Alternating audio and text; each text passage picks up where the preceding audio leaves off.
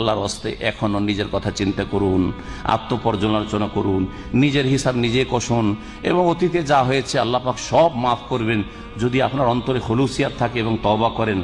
ইয়া ইবাদিয়াল্লাযীনা আসরাফু আলা আনফুসিহিম লা তাকনাতু মির রাহমাতিল্লাহ, হে আমার ওই বান্দারা আল্লাযীনা আসরাফু আলা আনফুসিহিম, যারা নিজেদের উপর অত্যাচার করেছো, সীমা লঙ্ঘন বাড়াবাড়ি করেছো, অনেক পাপ হয়ে গেছে, নিরাশ হইও না।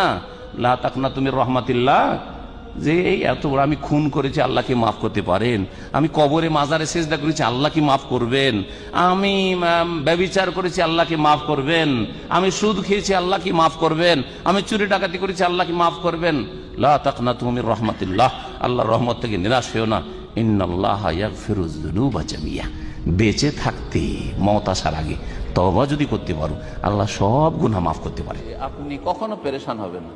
আল্লাহ যদি আবু সুফিয়ানকে মাফ করতে পারেন, আল্লাহ যদি খালেদ বিন ওয়ালিদকে মাফ করতে পারেন, আল্লাহ যদি হিন্দাকে মাফ করতে পারেন, তাদের ইতিহাস আপনি সিরাত পড়ে দেখুন। যে হিন্দা, হ্যাঁ, রাসূলুল্লাহ সাল্লাল্লাহু আলাইহি ওয়াসাল্লামের প্রিয় চাচা হামজা, ইসলামের আসাদুল্লাহ সিংহ ওমর এবং হামজা, তাদের কেউ আল্লাহ তওবা নসিব করেছেন, কলমা পড়ার তৌফিক দিচ্ছেন। কত দয়ালু আরহামুর রহিম আল্লাহর উপর চিন্তা করুন তো দেখি।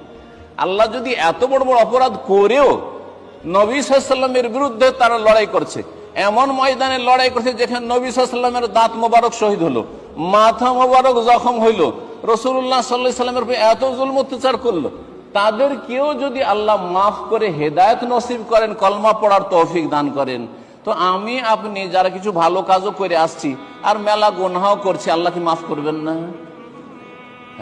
আল্লাহ বলছেন ওয়াখারুনা খালাতু আমালান সালিহান, কিছু লোকের এমন আছে যারা কিছু ভালো কাজও করে, ওয়া আখারা সাইয়ান, আর কিছু মন্দ কাজ গুনাহ করে, আসাল্লাহু আইয়াতুবা আলাইহিম, আল্লাহর কাছে আশা করা যায় যে আল্লাহ তাদের তওবা কবুল করবেন, আইয়াফু আনহুম, আল্লাহ তাদেরকে মাফ করে দিবেন।